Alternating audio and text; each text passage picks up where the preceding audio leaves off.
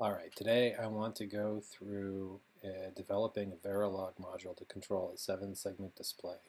This will actually be the first of two parts. This first part is just going to be very basic Verilog control and kind of getting the low-level I/O organized.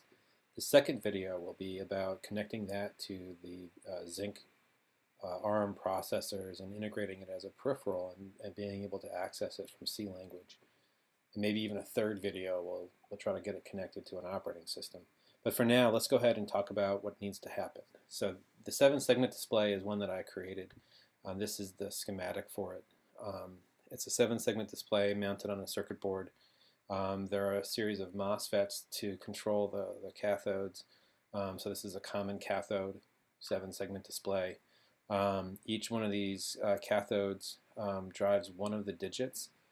Each digit then corresponds to the 7 segments for the displays, as well as one additional one for a decimal point that appears after each digit.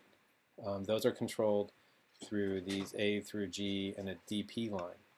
So if we were to make a circuit through enabling D1, we would have VCC come in through this MOSFET, and depending on which ones of these that we grounded, we would establish a connection through the 7-segment display and turning on one or more of those segments.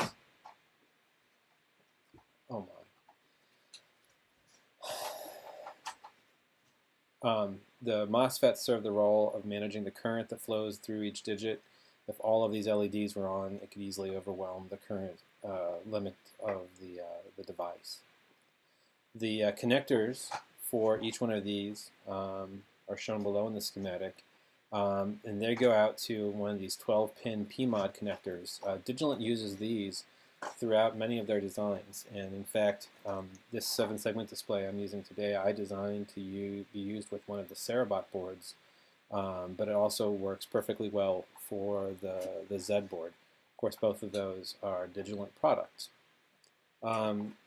The assignment of values here was made to keep the layout of this board relatively simple so that it could remain a 2-layer PCB and limit the number of crossings of wires and things like that. So it seems kind of haphazard, but it really actually was designed with some purpose in mind.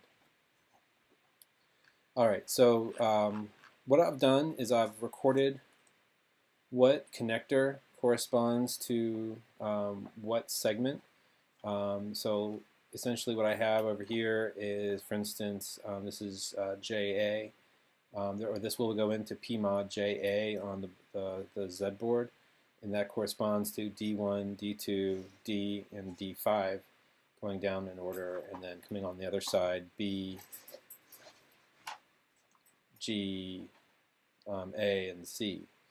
And so using this map, I also then went to the ZedBoard constraints file, and I have what the location is that corresponds to each of the PMOD ports. So for example, I see JA1 corresponds to Y11, and JA2 corresponds to AA11, etc., etc. We can even then see that each one of these is on a 3.3 volt CMOS. Remember, we'll need to be able to fill those in later on when we do the I/O constraints. We need to put them in the right voltage bank. So I've got this little Excel file just kind of hanging around. We'll need it later, but this is the mapping that I'm using to go from the connector to the 7-segment display. Alright, so to get started, what I want to do is I'm going to create a new project, and I want to call this something like 7seg, or 7 driver. And this will just be a basic RTL package. Remember, we're going to choose the ZedBoard for the project type.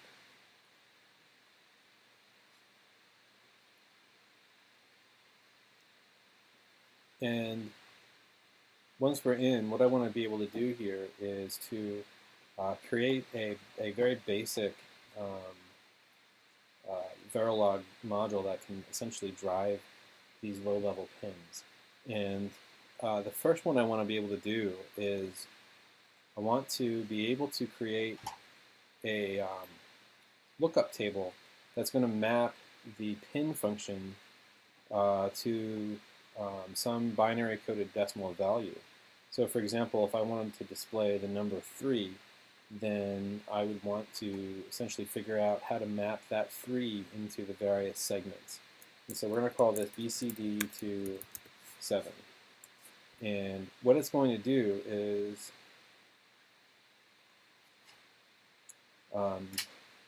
it's going to allow me to essentially map each one of these digits to a BCD number into a combination of values that indicate which segments should be turned on and which ones should be turned off.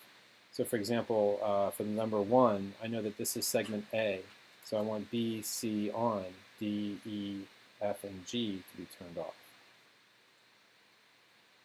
So what I know is I'm going to have a BCD as input, and that's going to be a bus, and it's going to be 3 bits wide, and I'm going to have the 7 segments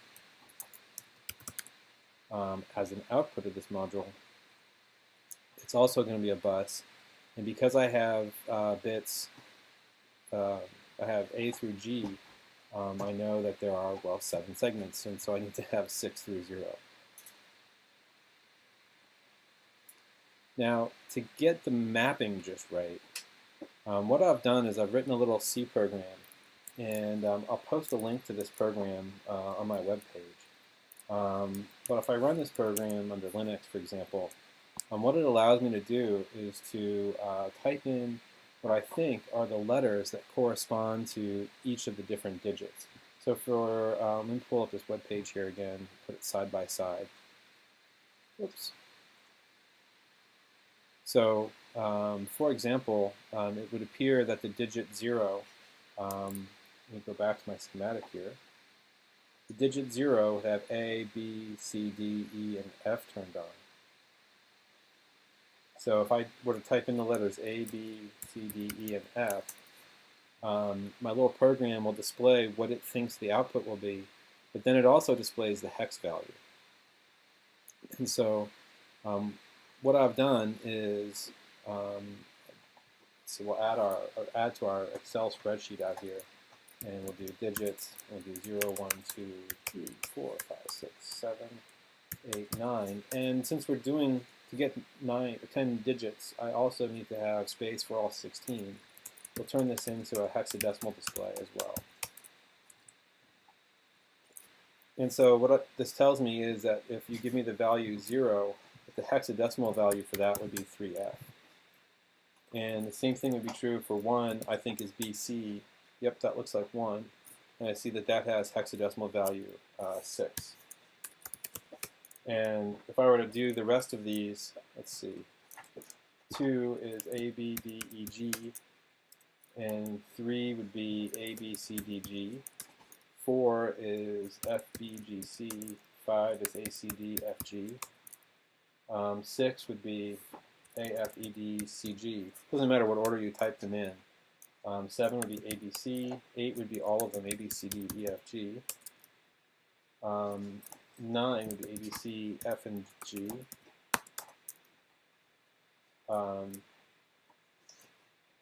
A would be A, B, C, E, F, G. B would be D, F, E, G, C, G. C is A, E, F, D. And D would be B, C, D, E, G. And E would be A, D, E, F, G. And F is A, D, E, F, G. Oops, nope, it would be A, E, F, G. So that tells me that the hex values for each of these would be, I can just write them in here real quick, 5B. Alright, so now that I know the mapping of my digits to hexadecimal values that correspond to the segments that should be turned on, what I can do now is use this to build this map. So here in my 7-segment display, what I need to do is to make this output match this column for the corresponding input. And to be honest, the easiest way to do that is with an assignment statement using the ternary operator. And so I can do an assign segments is equal to, if I say BCD is equal to 0, and that would be a 0x, 7H3F. But if it's not that, then we're going to say, is it equal to a 1? And if it is, then it's going to be 706.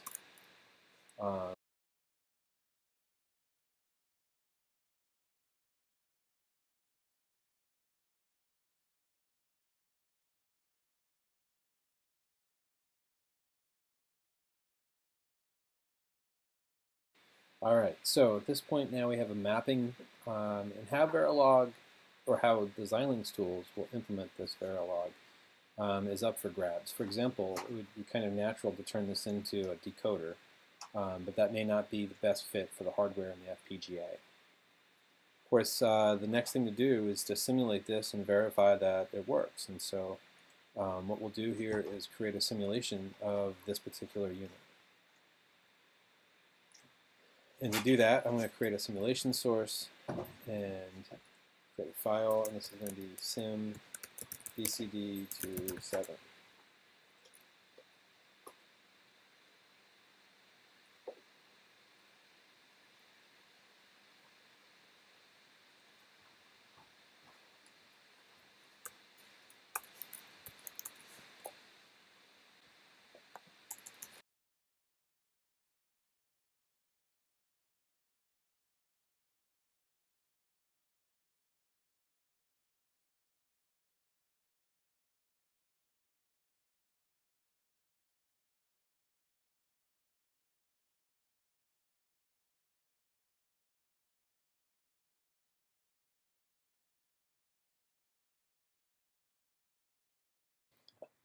Okay, so I had an error in my simulation. Looks like I can probably get rid of this. The array is actually initialized in most significant order. So this first value is actually being recorded not as expected of 0, but as expected of 15. I could have rearranged them so that they're in reverse order here, matching that. I could have also just changed the values there. Let's go ahead and do that. What I did is I just subtracted, once I saw that that was the error, I fixed it there. So there's a number of ways to fix that. The other thing is, once we get to the end, I want to end the simulation. And so you need to hit a finish at some point, or else the simulation will just go on forever.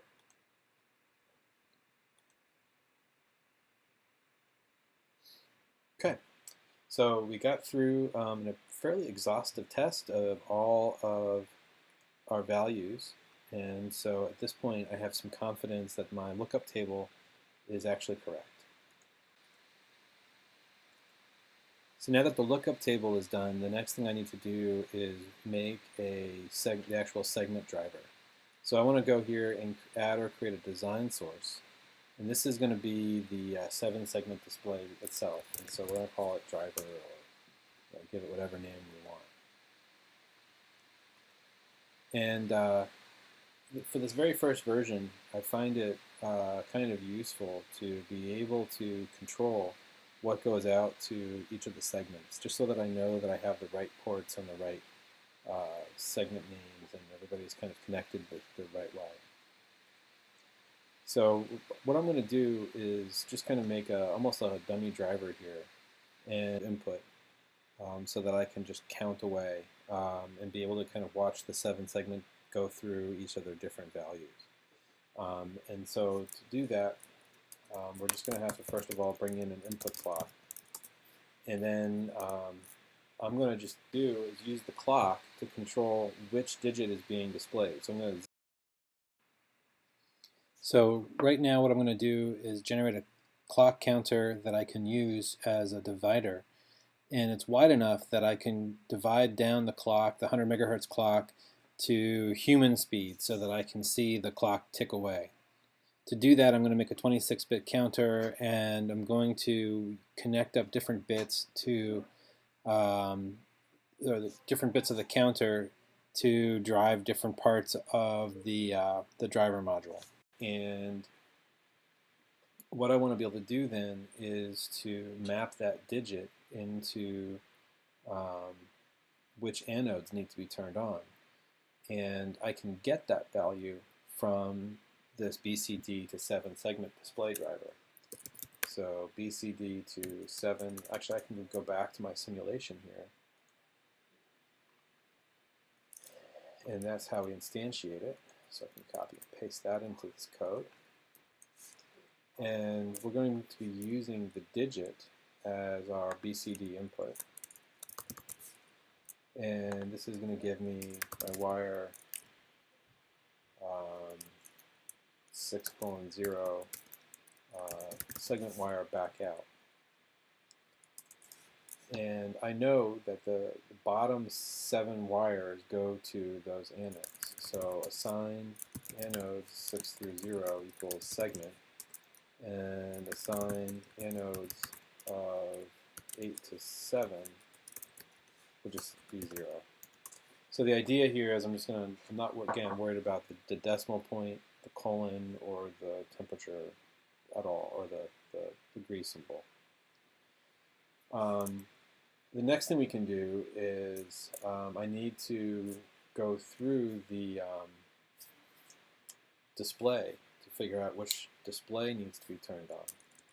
And so always at pause edge, and this time I want to use one of the bits of the clock, the divided clock, and we can maybe pick bit 20.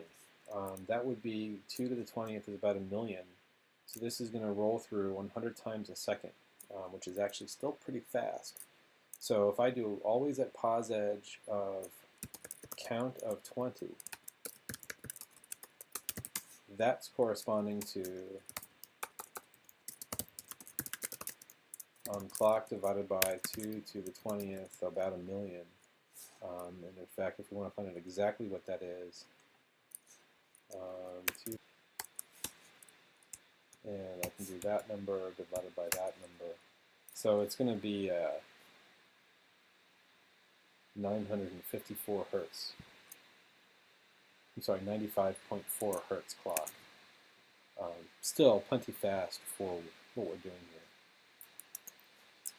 So every time that goes up and down, I'm going to keep a register of which one of the 4 digits needs to be displayed. And to do that, that's only going to be 2 digits.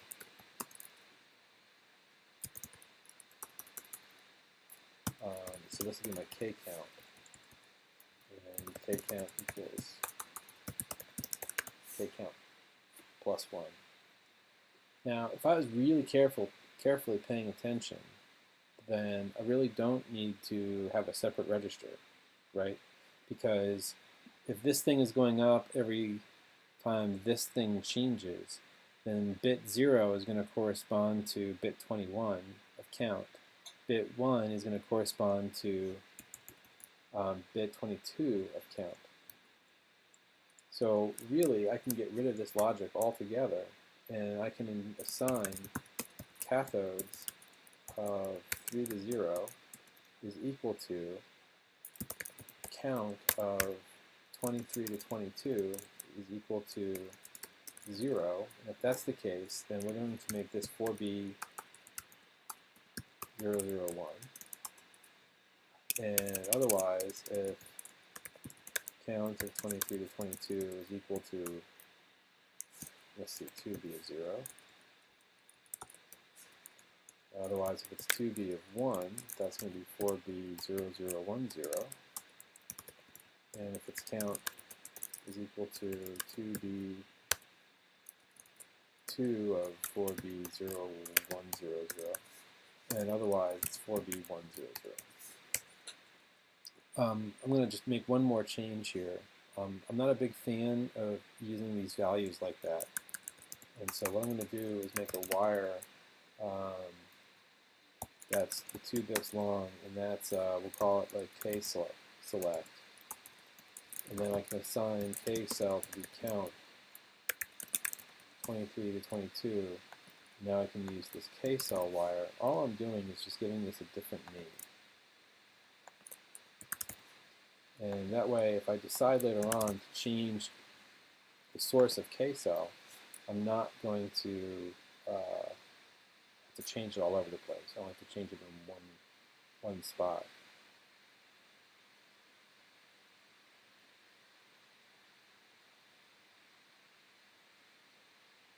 Oops.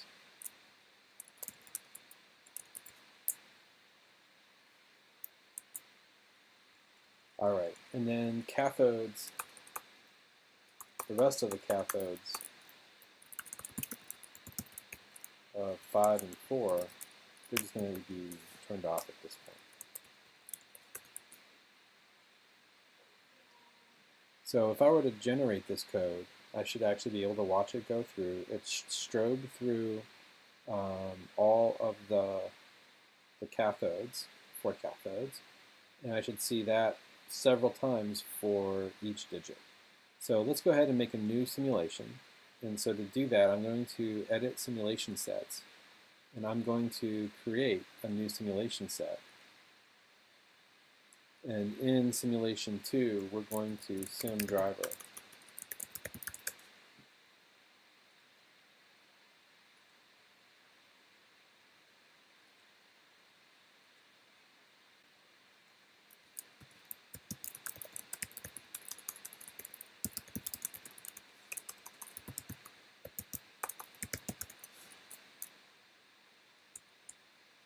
And we know that we're going to have a driver. That's going to become our unit under test. And so I'm just going to go ahead and I like to just copy the module right in here. And then I can instantiate it. So this becomes driver, UUT, and my clock becomes a clock. My wire, my anodes will go to anodes, and my cathode will go to cathodes.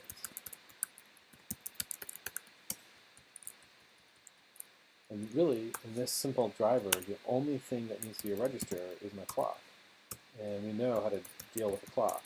So initial begin, clock is equal to 0, forever begin, clock equals.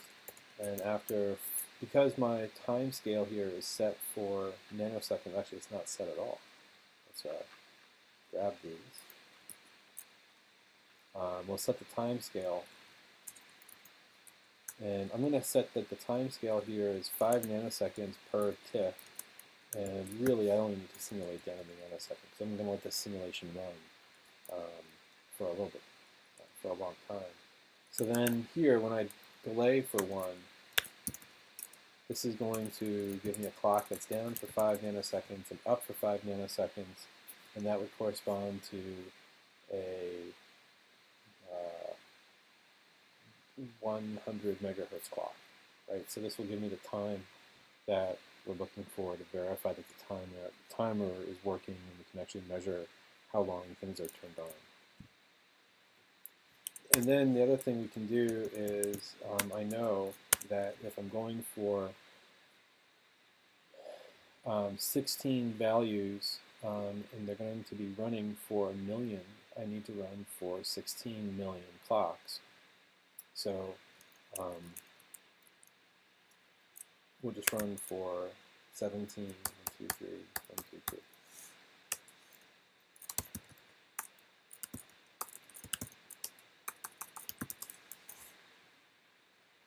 Now the other thing I could do is we could wait for, so instead of doing that, it's a little ham-fisted. We could say wait for cathodes to equal, we could do cathodes 3:0 to equal 4B100. That would tell me when I get to the last cathode, and then I could wait for it to go to 0, and essentially overflow that last time, and then finish. And then, let's see, got a typo here.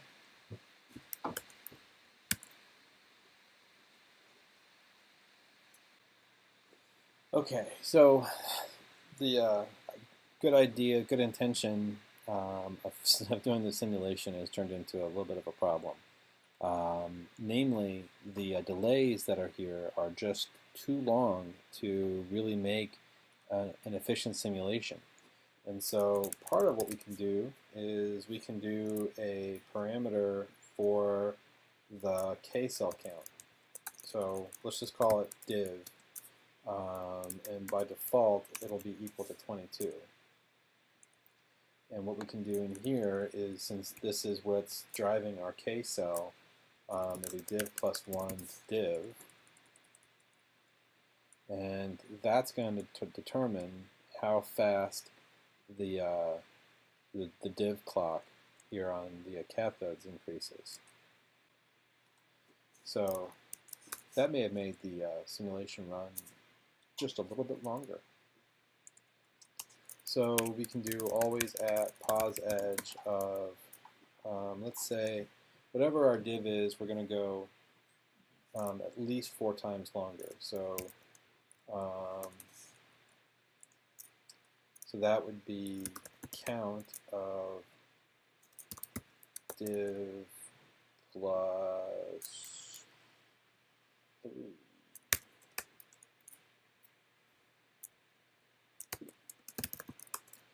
And if that's the case, digit equals digit plus 1.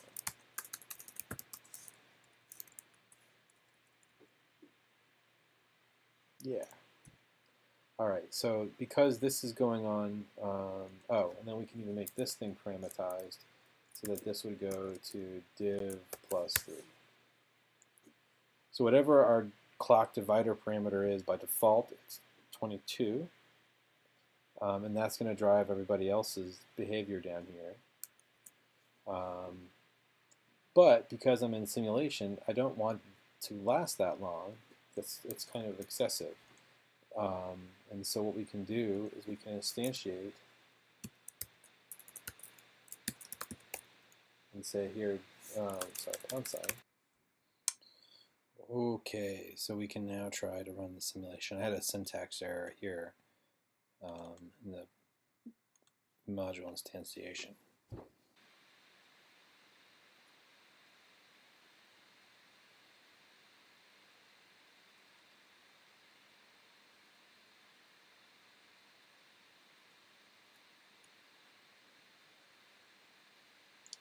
So we've gone through a number of clock cycles here. There's one set of 4.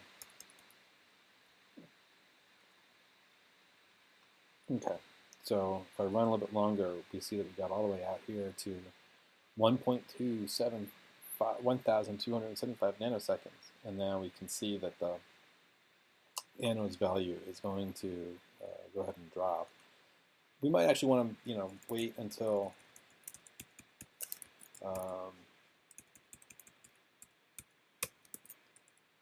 get to a different value, just so that it makes it a little bit easier to see what the next value is.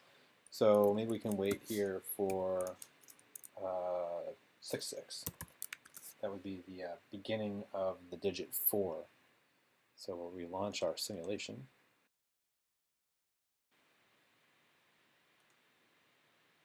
And we got to, so we haven't gotten there yet.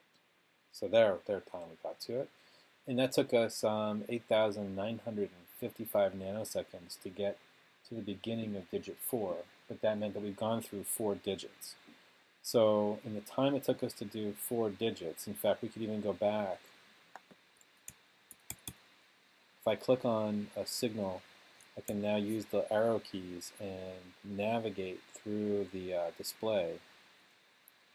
And now what I can do is go here and use cursors and put a marker there.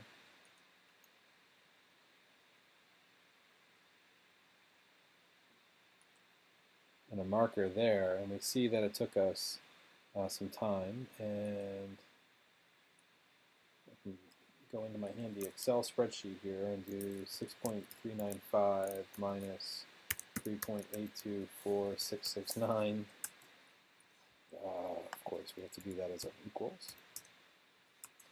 I see that that was 2.57 microseconds. And what I want to verify here is what that would correspond to in real time. And remember, here I'm dividing by 4 as opposed to dividing by 22. We had figured out that 22 was what we really had wanted, because then we would be dividing the display clock by a total of 2 to the 25th. So here, my cathode timer would go from 2 to the 4th to 2 to the 22nd.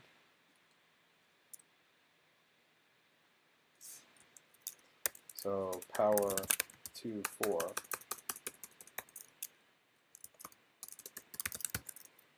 Well, actually, we could do 22 minus 4 to find out the difference, and that's 262,000 times faster per clock. The difference in the digit clock was the difference between div plus 3, so that would be equal to the power of, it should be the same,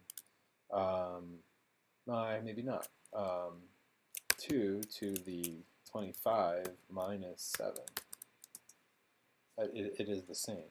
So we can multiply this by this and come up with 673,000 microseconds. This times 1e negative 9, and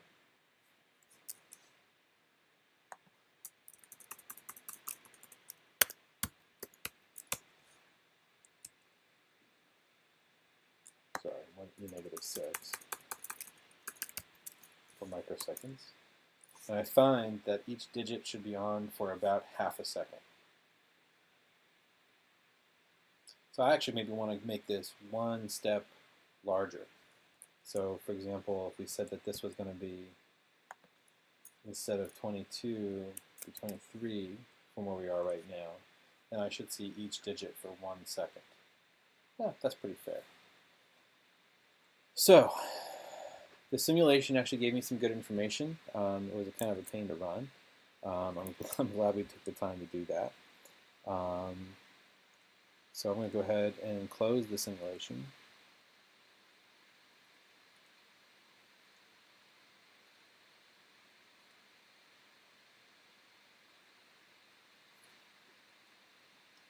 And I'm going to go back to my driver program here and change my default parameter to 23, because that would give me that 1.3 seconds per digit that I'm after.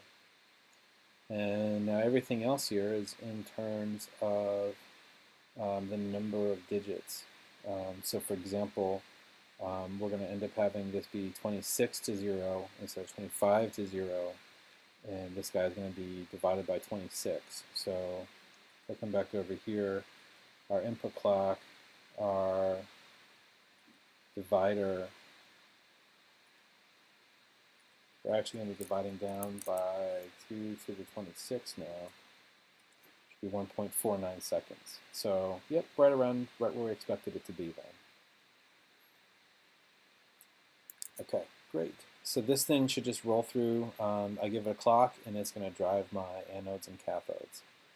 Now, what I'd like to be able to do is get to assign my constraints. So you have to run through synthesis at least to be able to find what nets are left in the system. So I'm going to get it actually, I'm going to go all the way down through implementation. And this is where our Excel spreadsheet's really going to be useful, because we have anodes and cathodes, and I have them in order. Well, I don't really have them totally in order. I need to do the bit assignment, right?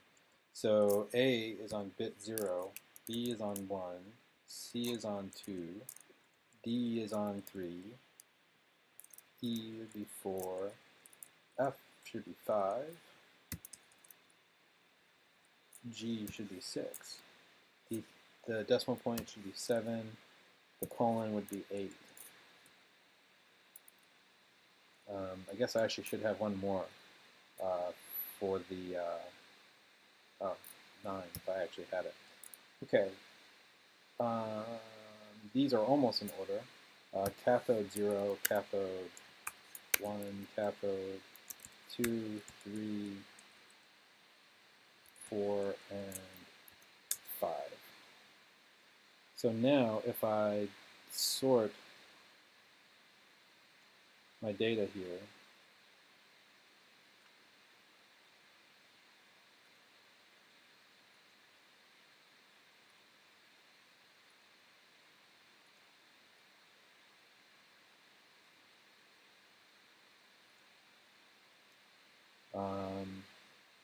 like K or A, and then on bit, now they line up just great, because what I need to do is I need to come over here. Let's go ahead, oops. Let's make it so that I can see the location. And what I need to come over here is assign the anodes to their pins on the board, and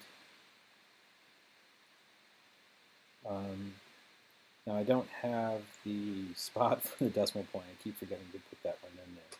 But we have V12, and then I have 7 would be V10, and then I have AB10, and I have W10, and then I have 4 is W12, 3 would be Y10, AA8, AB11, and then finally AB9. And as far as the cathodes go, K5 would be B9, AA9, W8, K2 would be W11, AA11, and then finally Y11. And remember, we can just click on the whole bank here and put them all on that 3.3 volt CMOS. And I know, well, I'll go back to that in a second. I know that that's what the voltages need to be from the constraints file. So when I look at the constraints, this is the ZedBoard master constraints. All of these JA and JB pins are all 3.3 volt CMOS, and the general clock that we're going to use is always on that Y9. And so I'll scroll down here and say this is my clock, Y9, and he's on 3.3 volt CMOS. That's all out of date, so of course we have to close it and regenerate everything. Okay, so after kind of looking at the output, something wasn't quite right. And it turns out that the somewhere between the ZedBoard and the 7-segment display, the logic is negated. And so for every place that we have anodes and cathodes, I need to flip the bits. And there's a couple of ways that we could do this. Because I already have a constraint file, that might be the easiest thing to do. So for example, we'll have anodes and cathodes out, and down here at the very bottom, and then what I've got to do now is have matching wires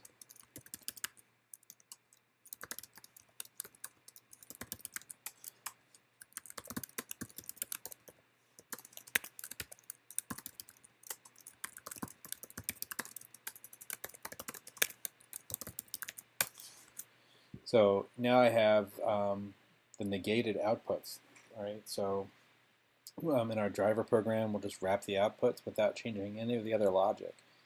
The trick about that is I have to go back to my implementation and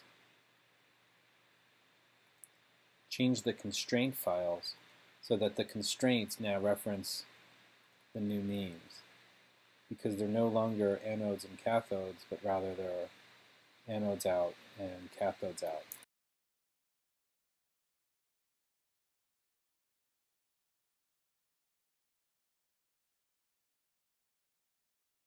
Okay, so after messing around, I don't know if this is in shot or not. The LEDs are working, but they're not strobing as fast as I would like. They're counting at about the right speed, but they're not strobing at a right speed. So that tells me that what I need to do is go back to the software. Let's go back to the software.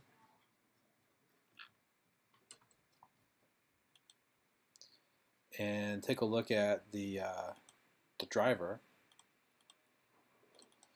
And remember, the driver here, we're using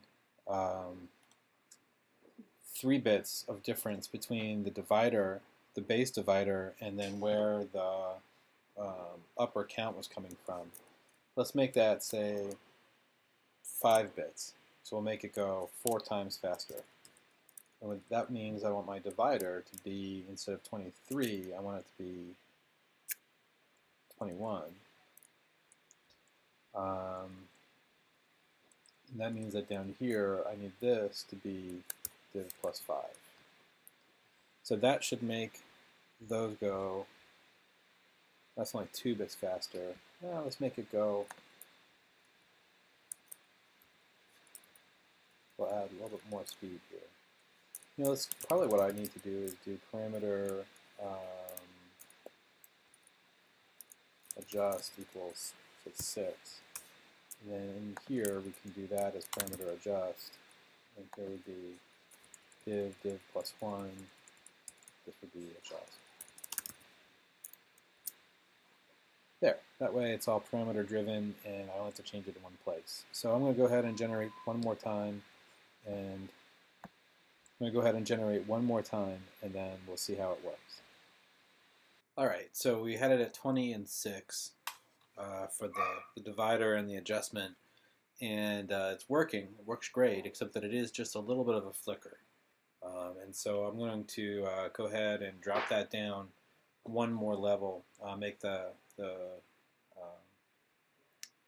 multiplexer clock run twice as fast, but keep the clock counter at the same speed. Alright, so after a number of different trial and error attempts, I'll try to capture the operation of this on my on a separate video.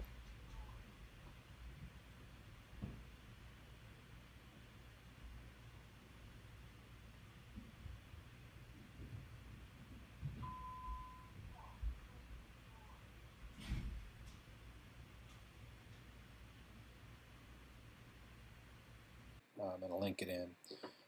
The numbers are nice and smooth. Everything is counting up.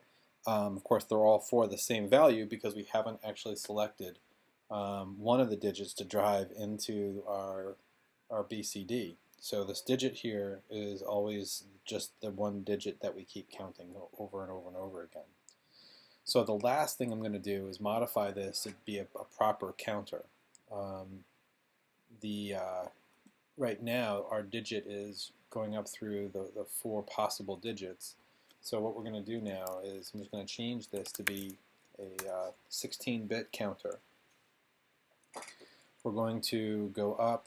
I'm going to actually have it go up a little bit faster. So I'm going to reduce our adjustment factor from 7 down to 5. And apologize, I've got dogs in the back and children in the background. Generally a whole family in the background. The next thing we're going to do is we're going to pick which digit goes into the BCD. And so BCD is going to be okay. So we're going to just go ahead and copy this assignment down. Alright, so this last round did it. We have a working counter using the 7-segment display.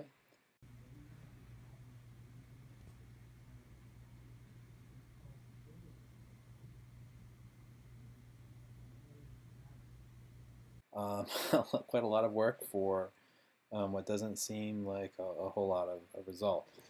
But what we have here is the basis for what we're going to do in the next video, which is going to be to connect this driver, replacing the counter with values that we can set from the ARM core and actually make this a programmable device. But this is a good start, and we'll end it for here. Thanks for watching.